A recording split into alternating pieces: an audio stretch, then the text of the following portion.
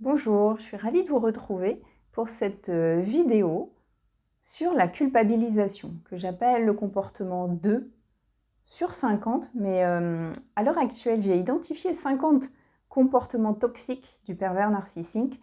Mais en fait, ma liste est même en train de s'agrandir.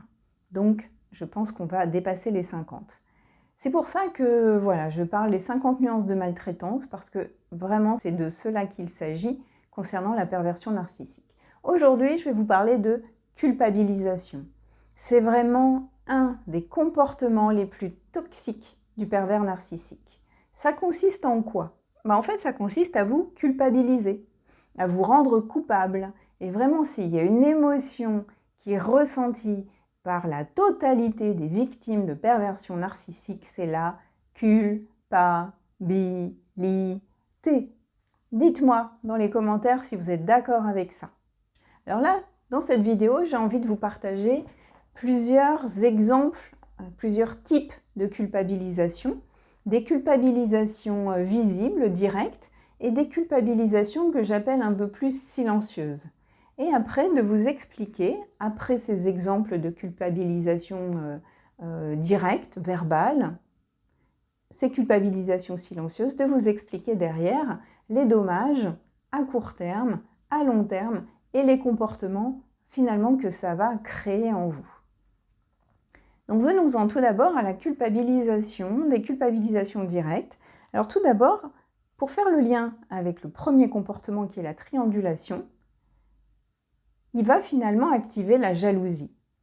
Comme régulièrement il parle de sa sœur, d'une ex, d'une collègue de travail, qu'il va citer leurs qualités, ce qu'il aime chez elle, etc., etc., au fur et à mesure, par ce petit goutte à goutte, il a fini par vous rendre jalouse. Et même par anticipation, vous êtes jalouse. Finalement, c'est génial pour lui parce que la phase 2 peut s'enclencher, la phase de culpabilisation. Et là, il va pouvoir vous dire, tu vois, ton problème à toi, c'est que tu es jalouse. Donc vous êtes rendu coupable de jalousie. Sauf que donc, vous avez compris, ce qu'il y a d'horrible, c'est que c'est lui qui vous a rendu jalouse. Vous n'étiez peut-être même pas jalouse avant dans votre vie. Et vous pouvez en arriver à être jalouse, mais de tout le temps. Voilà. Donc ça, c'est une culpabilisation. T'es jalouse, ton problème à toi, c'est la jalousie. On ne peut pas parler de ça tout de suite, toi, pouf, t'es jalouse. Voilà, c'est ce que on peut entendre régulièrement de la part d'un pervers narcissique. Autre culpabilisation que vous pouvez avoir, la situation, ce serait par exemple que la veille, vous avez parlé de couple, de copains qui s'entendent bien, de relations amoureuses harmonieuses. Vous avez parlé voilà, de plein de belles choses sur le couple, sur l'amour, etc. Et le lendemain, ou 2 jours, ou une semaine plus tard, il va vous dire « Tu vois, l'autre fois, tu as passé ton temps à me parler de sentiments amoureux, de ce qui va bien chez les autres. Et du coup, moi, j'ai repensé à mes anciennes relations et je me rends compte qu'en fait, il n'y avait pas ça dans mes anciennes relations. Du coup, par ta faute, en fait, maintenant, je suis dégoûtée, quoi. Je me sens carrément pas bien. Je me dis, j'ai passé à côté de ma vie, en fait. Par ta faute, là, tu vois, c'est ta faute. Si tu n'avais pas parlé de ça, tu vois, je ne serais pas là mal comme ça à me souvenir de ces choses-là. » Alors si on fait un petit focus sur cette phrase « par ta faute, je me sens mal », en fait, il va vous avoir porté plusieurs coups en même temps. Il vous accuse par ta faute, là au moins, c'est direct. Mais en plus, il va vous expliquer qu'il a réfléchi à ses relations avec les ex. Triangulation. Donc vous voyez, vous êtes en train d'en subir 2 d'un coup. Ok, autre exemple, on continue. Par exemple, il peut vous dire, moi je suis super inquiet, ma mère est malade, donc vraiment je suis inquiet. Puis de fil en aiguille, pendant le temps du repas par exemple, vous vous retrouvez à parler de sujets beaucoup plus légers. Peut-être même un petit peu de séduction entre vous, pourquoi pas même un petit sujet un peu sexy. Et au bout d'une demi-heure, vous allez la reconnaître cette phrase, dites-moi si vous l'avez déjà eue, il va y avoir cette phrase. Alors moi, je te dis que je suis inquiet, et toi, tu es là en train de me parler de trucs sexy ou de trucs futiles comme ça, quoi. Tu vois pas que je suis inquiet? Vous voyez, commence à s'amorcer quelque chose que j'ai envie de vous montrer, c'est le « moi je » et « toi tu ». Vous voyez l'opposition? Si on analyse ça d'un point de vue rhétorique, c'est simple. Il crée une opposition entre lui et vous, lui qui est inquiet, vous qui êtes sur des sujets frivoles. Donc en fait, alors là, vous vous sentez complètement coupable d'être là en train de parler de frivolité alors que lui, il est inquiet. Dans le même registre, il peut très bien vous dire, avec tous les soucis que j'ai au travail, comment toi, tu peux être là en train de me parler de ça, quoi? Tu crois que vraiment c'est le moment pour moi d'entendre parler de ça? Vous la reconnaissez? Vous la reconnaissez? Du coup, la phrase « moi, avec tous les problèmes que j'ai au boulot, et toi, tu me parles de ça ». Vous allez avoir aussi « je suis inquiet pour telle raison, et toi, tu m'aides pas. Voire tu me laisses tomber. » Culpabilisation. Dans un autre registre, les personnes ont pu me le décrire quand elles quittent leur poste, par exemple. Récemment, c'était une jeune femme avec qui j'ai travaillé qui avait une chef pervers narcissique. Donc cette fois-ci, c'était une femme. Et quand elle lui a annoncé qu'elle partait, en fait, cette chef lui a dit « Tu vas pas me faire ça ». Vous voyez, cette phrase, par exemple, à elle toute seule, elle est hyper inquiétante. « Tu vas pas me faire ça ». Là, on est dans la culpabilisation directe. Au niveau de la rhétorique, il n'y a pas besoin de chercher midi à 14h. Tu vas pas me faire ça. Je vais prendre un exemple différent. Il n'y a pas longtemps, hier même, j'étais chez le coiffeur. Et la coiffeuse m'expliquait qu'elle avait annoncé à son patron qu'elle était enceinte. Donc elle va partir à un moment donné en congé maternité. Son patron, il ne lui dit pas « tu vas pas me faire ça ». Vous voyez ce que je veux dire? Plein de bonnes intentions. Il va être heureux pour elle. Et en même temps, il va être inquiet pour lui parce que il faut quand même remplacer cette coiffeuse qui, en plus, est vraiment, vraiment sympa et qui travaille très bien. Donc, quand un chef vous dit « tu vas pas me faire ça », c'est vraiment une phrase qui est suspecte. Qu'est-ce que ça peut être aussi? Une autre jeune femme avec qui je travaillais, travaillait, elle, on va dire, dans une entreprise de bâtiments et travaux publics, dans le BTP. Et son chef lui refilait la moitié de son boulot à lui. Et pendant ce temps-là, lui, il restait chez lui. Enfin voilà, il y allait à un rythme tranquille. Et elle croulait sous le boulot. Elle croulait sous la logistique, sur les fournisseurs, les appels des clients. Il y avait des retards, tout était difficile, tout était compliqué. Et vraiment, elle se démenait, quelqu'un pareil de très performant.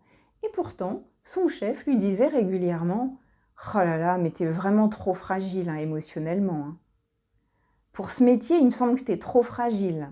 Je crois pas que tu vas tenir longtemps. » Et effectivement, dans les séances, je dois dire que pendant 2 à 3 séances, je l'ai vue pleurer quasiment tout le long des séances, jusqu'à ce que on travaille ensemble et l'accompagnement va consister à l'aider à se mettre en protection, à reprendre la confiance en elle, la solidité, à savoir se tenir à distance des attaques. Et grâce à cette solidité, en fait, elle a complètement su se tenir à distance de cette personne, mettre en place même des techniques et des outils qui l'ont tenue à distance. Après, elle a même fait un choix personnel complètement différent et elle s'est dit, après avoir vécu ce choix personnel, je verrai si je reste dans ce poste ou si je démissionne. Voilà, donc cette personne a quitté ce travail. Donc professionnellement, voilà aussi ce qui peut arriver. Un patron va souvent se plaindre aussi de ses collaborateurs et il va dire, voilà, avec tout ce que j'ai fait pour eux, ils sont ingrats finalement ces collaborateurs. Donc voilà, ils se retrouvent culpabilisés les collaborateurs. C'est leur faute si l'entreprise ne fonctionne pas. C'est de leur faute si le patron est déçu.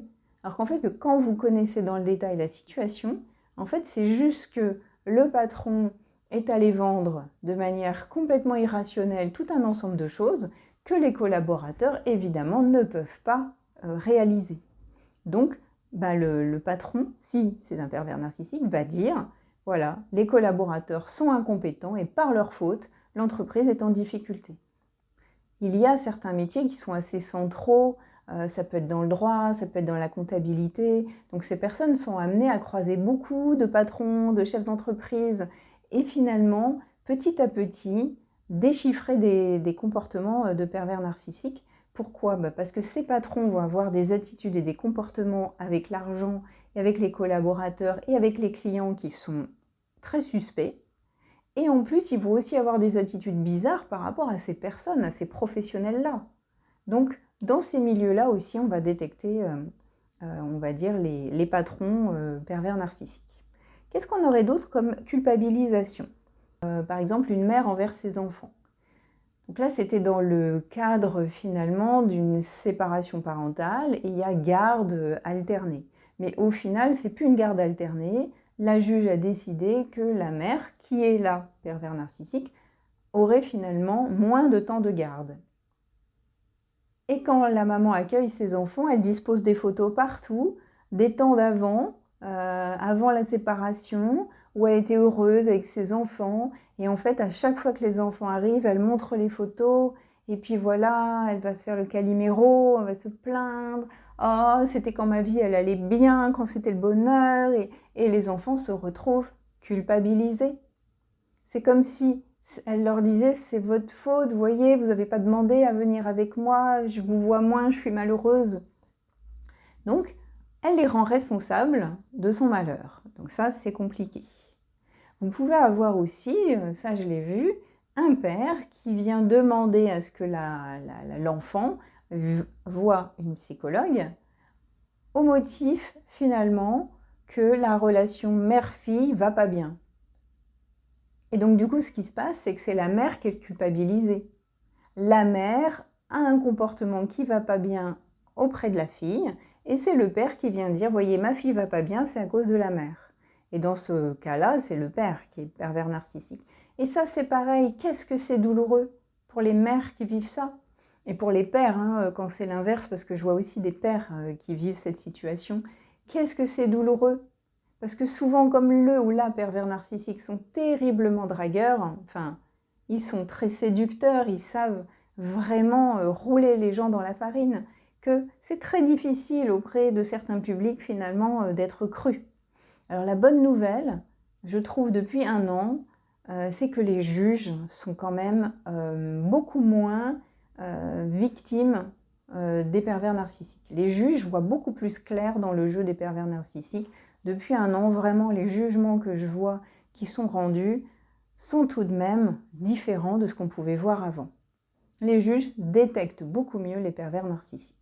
Au niveau du monde des avocats, je ne sais pas encore. Mais il y a quelques années en arrière, c'était compliqué. Quand vous vouliez divorcer d'un pervers narcissique, les risques étaient très grands que vous vous fassiez rouler complètement sur votre divorce. Enfin voilà, je ferme cette parenthèse. Ah oui, ça ils aiment beaucoup, en fait, c'est faire des culpabilisations qui sont silencieuses. Il y en a une, par exemple, qui va consister à vous créer une dette. Donc ça, ils peuvent utiliser la triangulation et dire, en fait, d'une personne que cette personne, ils l'ont beaucoup aidée. Ils ont tout fait pour cette personne et qu'après tout ça, en fait, la personne n'a pas renvoyé l'ascenseur. Et j'avais déjà pris cet exemple, je crois. Et si vous êtes à côté, donc vous êtes triangulé parce qu'il vient vous comparer à cette personne de manière déjà complètement, on va dire, silencieuse, implicite, quasiment non détectable, seulement vous allez vous sentir mal parce que quelque part vous allez vous dire, moi aussi il est en train de m'aider. Et qu'est-ce que ça va créer? C'est que vous vous sentez coupable finalement d'être aidé, vous vous sentez même redevable, vous avez une dette envers lui, et du coup, vous allez lui renvoyer l'ascenseur. Vous ne voulez pas faire partie du club des gens qui ne renvoient pas les ascenseurs. Donc, il va vous culpabiliser pour vous rendre redevable et créer une dette. Et en plus, si on prend l'analyse des comportements humains, il se peut bien qu'il vous ait aidé de ça, et vous allez vous sentir redevable de ça. Et du coup, vous allez rendre beaucoup plus que ce qu'il vous a donné. Une autre culpabilisation qui est silencieuse, ça serait par exemple, vous allez vous balader, c'est arrivé à une dame ça, qui était sportive en plus, hein. Donc ils vont faire une balade en extérieur, et une balade qui est dangereuse, où il y a du vide, et elle a peur du vide, mais ce sont des vides vraiment terrifiants. À côté de ça, c'est une dame qui fait des marathons, qui fait des trails, qui monte des cols avec son vélo. Donc une sportive forte. Juste, elle a peur du vide. Et bien en fait, pendant tout le long de la randonnée, il va soupirer, faire des grimaces, l'attendre, pas l'attendre. Elle me disait, il peut être des fois une demi-heure plus loin et il ne va pas m'attendre. Et au final, il va vous faire sentir que toute la journée, il vous a attendu, que c'était pénible et vous lui avez gâché sa journée, vous lui avez gâché son moment. Donc ça, vous allez aussi vous sentir coupable de lui avoir gâché sa journée. Donc ça, c'est aussi une culpabilisation silencieuse. Il ne vous dit pas directement « tu m'as gâché ma journée ». Mais entre être redevable et puis tous ces moments où vous lui gâchez son plaisir, gâchez sa journée, ça vous fait beaucoup de culpabilisation silencieuse, auxquelles s'ajoutent les culpabilisations qui sont vraiment dites. Au final, qu'est-ce que ça provoque? Ça provoque 3 choses différentes.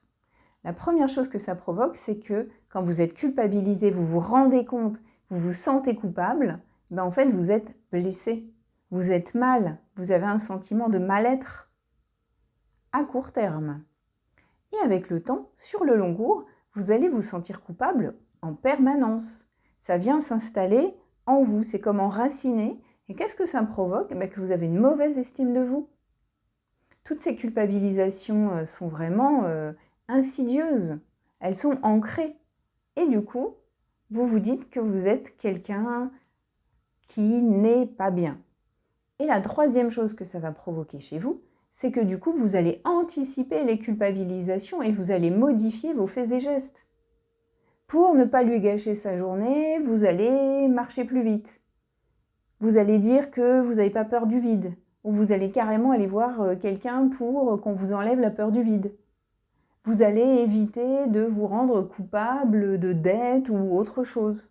Tout ce qui est finalement culpabilisation habituelle, vous allez les anticiper pour ne plus vous sentir coupable. Parce qu'il faut savoir que quand vous avez subi de la culpabilisation, c'est comme un sillon neuronal qui est gravé en vous, c'est un arc réflexe. Dans les émotions, dans le corps, très profondément, et dans votre pensée, il y a « si je fais quelque chose de pas bien et qu'on me culpabilise, je me sens coupable ». Sensation d'émotion et de culpabilité, ça va être « je suis tendue, je transpire des mains, je me sens sidérée, j'ai honte ». Et ce sillon neuronal va rester gravé à chaque culpabilisation. Ce qui fait que comme vous recevez des culpabilisations 1 fois, 2 fois, 10 fois dans la journée, que tout ça se cumule à la triangulation, des triangulations plus des culpabilisations, et on n'est là que sur 2 processus de maltraitance. Vous êtes en permanence finalement en train d'anticiper des comportements et à vous sentir en permanence culpabilisé, à vous sentir mal. Vous n'allez plus être naturel. Vous allez sentir et anticiper les manipulations, sans même savoir ce que vous êtes en train de faire. Mais parce que tous ces sillons neuronaux de la culpabilisation sont ancrés en vous. Donc voilà ce que je voulais vous partager. Donc je vous rappelle juste pour les 3 étapes, c'est qu'à court terme, vous vous sentez blessé d'être culpabilisé. La deuxième étape, c'est que finalement, par accumulation, se créent carrément des habitudes de culpabilisation. Et de 3, découle que vous allez complètement anticiper et modifier vos comportements. Tout ça va massacrer votre estime de vous et la boucle est bouclée. Donc voilà, comme je vous disais, on n'en est qu'à 2 comportements toxiques sur plus de 50. Donc vous comprenez bien comment ça rend fou ça dans une journée. Voilà, donc je vais continuer les vidéos pour vous expliquer les processus de perversion narcissique, pourquoi on tombe là-dedans, pourquoi on y reste, pourquoi on souffre et surtout pourquoi il faut sortir. Voilà, donc j'espère que tout ça a été clair. Si ce n'est pas le cas, n'hésitez pas à poser vos questions. J'y répondrai donc soit dans les commentaires, soit dans une vidéo dédiée à votre question. Et puis abonnez-vous si vous avez envie d'en savoir plus sur la perversion narcissique. Je vais continuer de faire des vidéos pour vraiment aider le plus de monde possible à comprendre, à prendre conscience et à sortir. Voilà, et ensuite à se réparer. Très important. Très important de se réparer après ces relations toxiques. J'espère que vous allez bien et je serai ravie de vous retrouver très vite pour une prochaine vidéo. En attendant, prenez soin de vous. Ciao, ciao!